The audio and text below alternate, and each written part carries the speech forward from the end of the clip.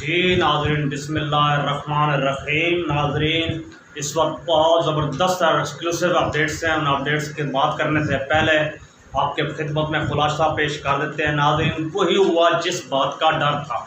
ناظرین، صورتحال اس وقت یہ بن چکی ہے کہ سعودی عربیہ میں ہمارے عبوری وزیر اعظم صاحب تشریف فرما ہیں۔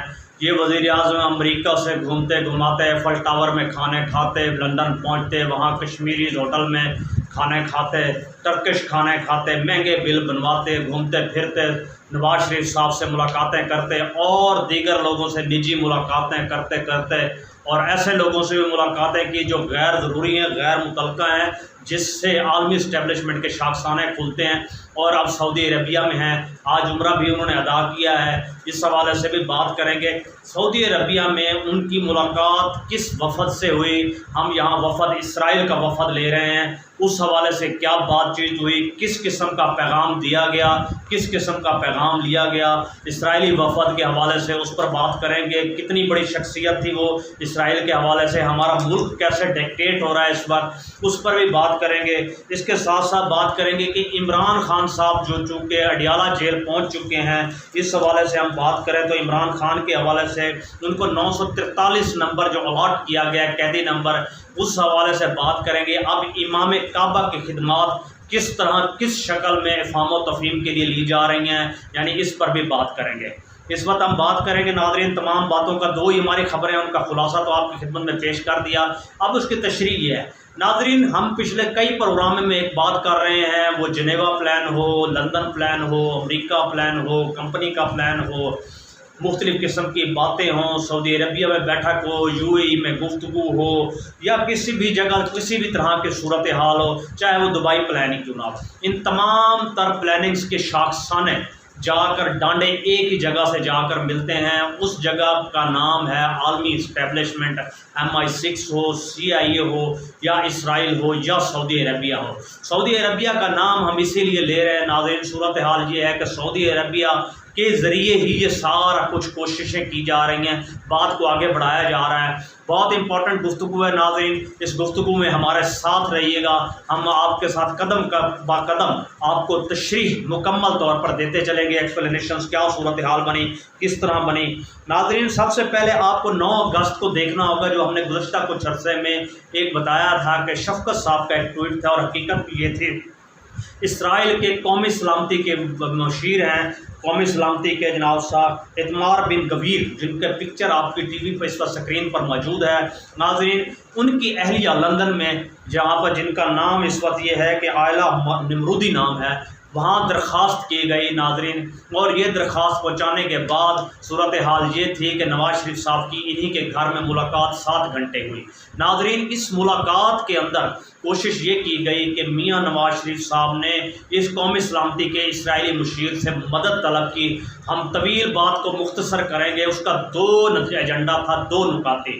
پہلا نقطہ یہ تھا کہ اگر آپ میری یا مریم نواز کی گورنمنٹ بنوا دیتے ہیں پاکستان، تو میں آپ کا مشکور اور ممنون ہوں گا۔ دوسرا ایجنڈا یہ تھا کہ میرے وزیر اعظم یا میری بیٹی کے وزیر اعظم بننے کی صورت میں ہم آپ کو اسرائیل کو تسلیم کرنے کے لیے Pakistani establishment, Pakistani government, bureaucracy, parliament اور تمام تر اداروں کے اندر راہ ہموار کریں گے، چاہے وہ تجارت کی راہ ہو، چاہے وہ تسلیم کرنے کی راہ ہو، یعنی سافٹ کارنر ہر لحاظ سے بنایا اور پیدا کیا جاتا رہے گا۔ ان 2 چیزوں کی ہر طرح کی گارنٹی اور ایشورنس دینے کے لیے تیار ہے۔ ناظرین، یہ پیغام انہوں نے بہت تشریح اور تسلی سے سنا۔ اول تو یہ ہے کہ آلریڈی پہلے ہی یہ لوگ انٹرنیشنل اسٹیبلشمنٹ کے گماشتے ہی ہیں، پھر یہ بات جوں ایک ایک قدم آگے بڑھی۔ اب ہم آگے لے کے چلتے ہیں اسی بات کو۔ اسرائیلی وزیر خارجہ بھی 2 دن پہلے UN میں پہنچتا ہے، آپ نے دیکھا وہاں پر وہ ایک میپ لہراتا ہے جس میں بتاتا ہے چند ممالک اس وقت ایسے ہیں جو ہمیں تسلیم نہیں کرتے، اور ان میں 6 سے 7 وہ ممالک ہیں جو انتہائی ہمارے قریب ہیں قبول کرنے کے، تسلیم کرنے کے، جس میں واضح طور پر سعودی عربیہ اور پاکستان کی طرف اشارہ دیا گیا تھا۔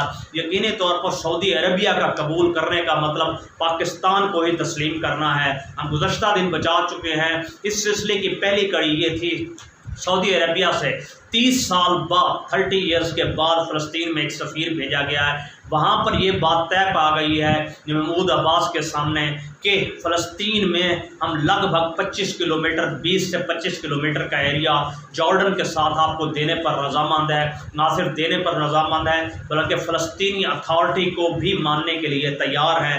آپ ہماری تسلیم کیجئے، ہم آپ کو تسلیم کرتے ہیں۔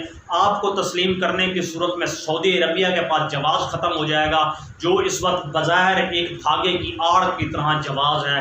اس تسلیم کرنے کے بعد صورتحال یہ بنے گی کہ ہم اس شکل میں بھی آگے بڑھیں گے کہ سعودی عرب جب تسلیم کرے گا تو پاکستان کی معیشت تو ویسے ہی گھٹنوں کے بل گر چکی ہے، تب جو ہمیں پچھلی آفریں کروائی جا رہی ہیں 10 billion 20 billion 30 billion dollar Nawaz Sharif کا آنا، اور یہ ساری اس وقت جو خبریں اڑائی جا رہی ہیں اور جو راہیں جس شکل میں ہموار کی جا رہی ہیں پاکستان میں، اس کے حوالے سے بھی پیش رفت کی جائے گی۔ ناظرین، پاکستان میں یہ راہیں کیسے ہموار ہوئی اس پر آگے ہم آ کر تذکرہ کرتے ہیں۔ پہلے ان دو باتوں کو ذہن میں رکھیے گا جو ہم نے اسرائیل کا تذکرہ کیا، اس کے ساتھ ساتھ ناظرین آگے 26 اگست 2022 کا اگر آپ دیکھیں، یہ عمران خان کے بعد کا دورہ ہے۔ یہاں پہ صورتحال یہ تھی کہ فیفا ورلڈ کپ کے بعد آپ کی سکرین پر آ رہا ہے شہباز شریف صاحب خاموشی سے تشریف لے گئے قطر کے اندر، وہاں پر بھی اسرائیلی عمائدین سے ان سے ملاقاتیں کی، ان سے ڈسکشن کی، ان سے پلاننگ لی، جو پیشان پلاننگ ہے اس کو کوشش کی گئی کہ آگے لے کر چلنے کی۔ ساتھ ساتھ یہ ملاقات لگ بھگ 9 گھنٹے تک جاری رہی۔ ناظرین، آپ کو بتاتے چلیں یہ ملاقات شہباز شریف صاحب کی اسرائیلی آفیشل سے 9 گھنٹے تک خفیہ طور پر جاری رہی، یہ دوحہ کے اندر ہوئی تھی۔ ناظرین، پھر صورتحال آگے بڑھتی ہے کہ آپ دیکھتے جائیں یہ سعودی عربیہ اور اسرائیل کے شاخسانے آپ ملاتے جائیں کہ اسرائیل یا نیام سٹی کے اندر آپ کی سکرین پر آ رہا ہے مختلف اوقات میں مختلف جناب صاحب اس وقت فلائٹیں لی گئیں، اور ایک فلائٹ تو ایسی بھی ہے 23 نومبر 2020 کی جس میں بی بی یعنی جسے نیتن یاہو کہا جاتا ہے اسرائیل کا وزیر اعظم، وہ بھی وہاں سعودی عرب پہنچے تھے۔ ان کی ملاقات بھی کراؤن پرنس محمد بن سلمان سے ہوئی، اور آنے والے وقتوں میں اس حوالے سے پیش رفت پیش بندی معیشت کے حوالے سے ہو، اقتصادیات کی بہتری کے حوالے سے ہو، نئے شہر بسانے کے حوالے سے ہو، یا انٹرنیشنل گیم چینجنگز کے حوالے سے ہو، اس پر حاصل سیر طویل 5 گھنٹے کی ملاقات ہوئی، اور یہ ملاقات نیام سٹی کے اندر خفیہ طور پر کی گئی تھی۔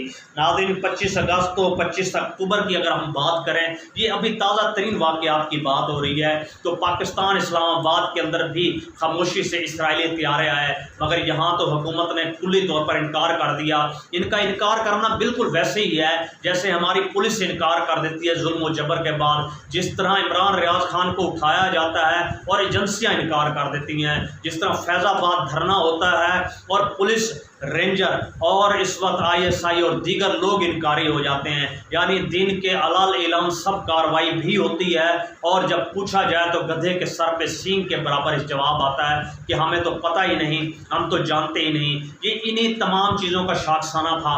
آج سے 1 ماہ پہلے جائیے، ہم نے آپ کو بتایا تھا لاہور کے اندر بھی اس وقت موساد کے لوگ موجود ہیں، ڈاکٹرز کا ایک وفد تشریف لا چکا ہے، جس کو یروشلم پوسٹ نے اپنی خبر کی زینت بنایا فرنٹ پیج کی۔ یعنی یہ وہ لوگ تھے جو افغانستان ہاسپٹل کے حوالے سے آنکھوں کے آپریشن کرنے آئے تھے۔ ویسے تو افسوس کا مقام ہے اس وقت پورے پنجاب میں اشوب چشم کی کیفیت بن چکی ہے، مگر اس صورتحال اور وائرل ڈیزیز کے علاوہ ہمیں سوچنا پڑے گا، اگر اتنا ہی آپ نے ہیومینٹی دکھانی ہے تو فلسطین آپ کے قریب ہے، اردن آپ کے قریب ہے، لبنان آپ کے قریب ہے، شام آپ کے قریب ہے، یمن آپ کے قریب ہے، کتنے ہی ممالک ہیں۔ اتنی بڑی جگہ چھوڑ کر سیدھا پاکستان آنا اور لاہور آنا، اور پھر لاہور میں پورا پروٹوکول لینا اور محافظی دستے لینا ہر لحاظ سے، اور خاموش کارروائی کرنا۔ ناظرین، یہ ایسے ہی ہوا کرتا ہے۔ عرف عام میں لوگ سمجھتے ہیں کہ صرف ڈاکٹرز ہیں یا بزنس مین ہیں یا بیوروکریٹس ہیں یا ایکس لوگ ہیں یا ایک نارمل ماڈل لوگ ہیں۔ جناب، گزارش یہ ہے ہمیشہ ایسٹ انڈیا کمپنی کو آپ یاد رکھیے، اس نے ہندوستان میں کیسے قدم جمائے تھے۔ صرف ایک ڈاکٹر تھا جو بادشاہ وقت کے علاج کے لیے آیا، پھر تجارت کی غرض سے تجارتی لوگ آئے، پھر تجارتی لوگوں میں ایسٹ انڈیا کمپنی ایک ایک قدم کر کے آگے بڑھتی رہی، اور اس کا نتیجہ پھر یہ نکلا کہ اونٹ خیمے کے اندر تھا اور خیمہ اونٹ کی کوہان کے اوپر تھا۔ پھر جناب چراغوں میں روشنی نہ رہی، اور آپ اور ہم سب کے پاس تاریخ ہے ساری جو 1947 تک دوڑتی آتی چلی جا رہی ہے۔ ناظرین، ان تمام صورتحال کو جب ہم آگے جاتے ہیں मुख्तलिफ़ किस्म के स्पाई भी इस वक्त आप को बताते चलें, इसराइल ने स्पाई प्लान्स इस वक्त जहाज़ भी दिए हैं जो यूएई और सऊदी अरबिया को दिए गए हैं। ये वो जहाज़ या तैयारे हैं जो रडार सिस्टम में नहीं आते, ये जदीद तरीन सिस्टमेटिक तरीके से दिए गए हैं। यानी ट्रेड एक कदम आगे बढ़ रही है। और इसके साथ साथ सूरत हाल ये है, मुख्तलिफ़ शक्लों में सीक्रेट वेपन्स हैं, सीक्रेट ऑपरेटर्स हैं, और ये सारी चीज़ गल्फ मुकम्मल को दी जा रही है और ट्रेड को आगे बढ़ाया जा रहा है। यानी ये सारी काविशें और कोशिशें खामोशी से सऊदी अरबिया में हो रही हैं। हमने गुज़श्ता दिन बताया उनके वज़ीर सेहत, जिनकी हमने पिक्चर भी शेयर की थी, वो इसराइल के वफद में ऑफिशियली तौर पर सऊदी अरबिया तशरीफ़ ला चुके हैं। तो कितना बड़ा पैगाम लाए हैं, इस पैगाम के हवाले से भी हम बात करेंगे। नाज़रीन, आपको याद होगा जनरल आसिफ गफूर साहब ने एक प्रेस कॉन्फ्रेंस की थी अभिनंदन के हवाले से। जब त्यारा गिराया गया तो उन्होंने कहा था कि 2 पायलट हमने गिरफ्तार किए, मगर चंद दिन बाद यहाँ का बिकाऊ मीडिया तो खामोश हो गया, दूसरे पायलट पर खामोशी इख्तियार कर ली गई। एक पायलट तो अभिनंदन था, दूसरा पायलट हमेशा याद रखिएगा जिसने पे लोड गिराया और गिरफ्तार हुआ, उसका वो इस्राएली पायलट था। ये अच्छे वक्त के लिए इनको रखा गया ताकि किसी भी वक्त कोशिश की जा सके, चूड़ी कसी जा सके, इनके एवज पैसा लिया जा सके। आज आप देखते हैं गुज़श्ता दिनों ईरान ने 5 अमरीकी यानी CIA के लोगों को छोड़ा, दूसरी तरफ अमेरिका ने भी 4 से 5 लोगों को छोड़ा कैद से, और उसके एवज $5 बिलियन बजरिया कतर पे किए गए। कि पूरी दुनिया में होता है, लेन और देन चलता रहता है। इसी दिन के लिए इन्होंने इस शख्स को नज़रअंदाज कर रखा था। अब वक्त आ गया है इस किस्म के पायलट की बारगेन करने का, जो कि इस वक्त हाफिज साहब एंड कंपनी बखूबी इस वक्त कर रही है। हम देखेंगे ईरान ने तो $5 बिलियन में ये मुआहदा किया है, हमारे लोग कितने में करते हैं देखा तो ये जाएगा। उनके तो $5 बिलियन ईरान के उनकी गवर्नमेंट के अकाउंट में आए, उनकी मईशत का एक हिस्सा बनेंगे, एक माइलस्टोन बनेंगे जो अवामुन्नास पर खर्च होंगे। मगर हमारे मुल्क में आज तक की तारीख बताती है इस तरह के या किसी भी तरह के कोई भी मुजरिम पकड़े गए। हम इस बात पर बात करें in the line of fight general Musharraf साहब की किताब की, जिसमें वो तस्करा करते हैं कि $5000 फी कस के हिसाब से कराची के अंदर मैंने बेतहाशा लोगों को पकड़ कर अमरीकियों के हवाले किया।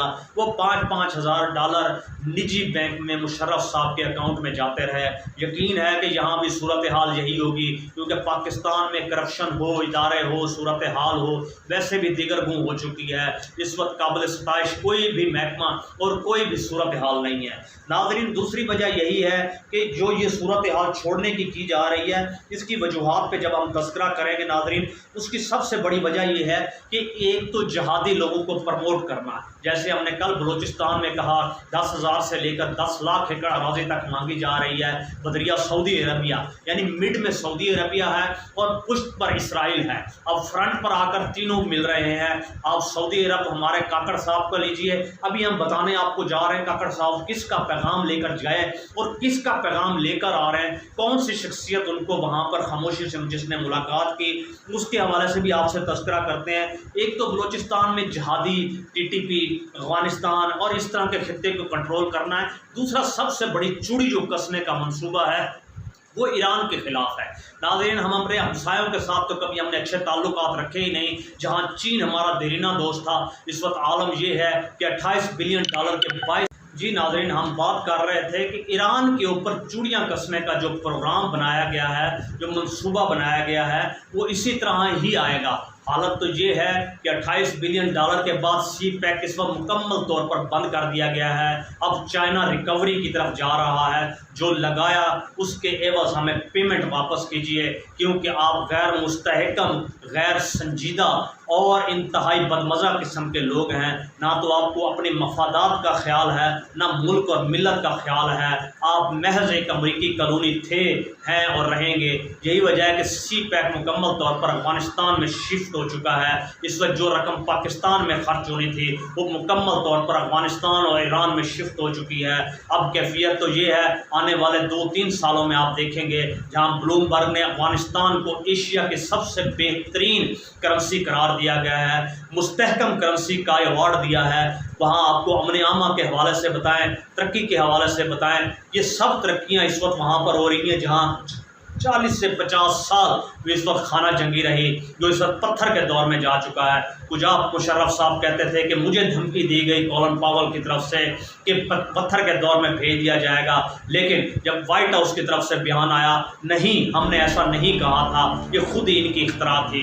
مسئلہ یہ ہے کہ ہم نے ڈالر کھانے تھے، ڈالر کمانے تھے، ہم نے 40 سال یہی تو کیا ہے، خون بیچا ہے، ارض وطن کو بیچا ہے، اغیار کو بیچا ہے، وکٹ کے دونوں طرف بال بھی خود کرائی، بیٹ کے اوپر چھکا بھی خود لگایا، فیلڈ بھی خود کی، اور وکٹ کے پیچھے بھی خود کھڑے ہوئے، اور امپائر بھی بطور ہماری ذات خود تھی، اور پویلین میں بھی تو جو دوار لوگ بٹھائے تالی بجانے کے لیے وہ بھی ہم لوگ خود تھے۔ یعنی کہنے کا مقصد یہ ہے کہ پورے کا پورا میچ فکس کر کے ہم نے ہمیشہ سے کھیلا ہے، یہی ہماری ترجیحات رہی ہیں۔ آپ دیکھ لیجئے ایوب خان سے، بھٹو سے، اس کے بعد اپنا لے لیجئے ضیاء الحق صاحب کو لے لیجئے، اس کے بعد مشرف صاحب کو لے لیجئے، یہ سب لوگ اسی کا شاخسانہ ہے۔ یقیناً اپنے پیش رو کے قدموں پر ہمارے حافظ صاحب، حافظ عاصم منیر صاحب بھی چلیں گے، ان کے پاس کون سی نئی گدڑ سنگھی ہے یا ایسا کون سا جادو کا چراغ ہے جو ملک کو درست کریں گے۔ ویسے بھی ملک کی حالت و معیشت تباہ ہو چکی ہے، اقتصادیات تباہ ہو چکی ہے، پٹرول اس وقت 20 روپے آج یا کل رات کسی بھی وقت بڑھ جائے گا، صورتحال دیگر کیوں ہے، معیشت کی بربادی، ملک کے اندر بدامنی، بے سکونی، اس کے علاوہ 16 ماہ میں دیا ہی کیا ہے۔ ناظرین آپ کو بتاتے چلیں یہاں پر صورتحال یہ ہے۔ ہم ایک اور بات کریں گے 20/2/2023 20/2/2023 کو شہباز شریف صاحب سے پاکستان میں راتھ چائلڈ کے وفد کی ملاقات ہوئی۔ ہم آپ پر روشنی ڈالتے چلیں، اس وقت آپ کی سکرین پر یہ وفد بھی آ رہا ہے، ان کو بلوایا گیا۔ بیسیکلی یہ Rothschild as a financial advisor ہیں پوری دنیا میں، راک فلر ہو یا راتھ چائلڈ ہو، یہ اشکنیزی یہودی کہلواتے ہیں۔ یہ وہی لوگ ہیں جو اسرائیل کے مارد وجود میں آنے میں جنہوں نے پیش کردار ادا کیا۔ ناظرین یہ وہی لوگ ہیں جو اسرائیل کا کھڑا کرنے، اس کی معیشت کو لے کر چلنے، عالمی دنیا میں ریکگنائز کرنے اور سارے اسکیموں کو لے کر چلنے۔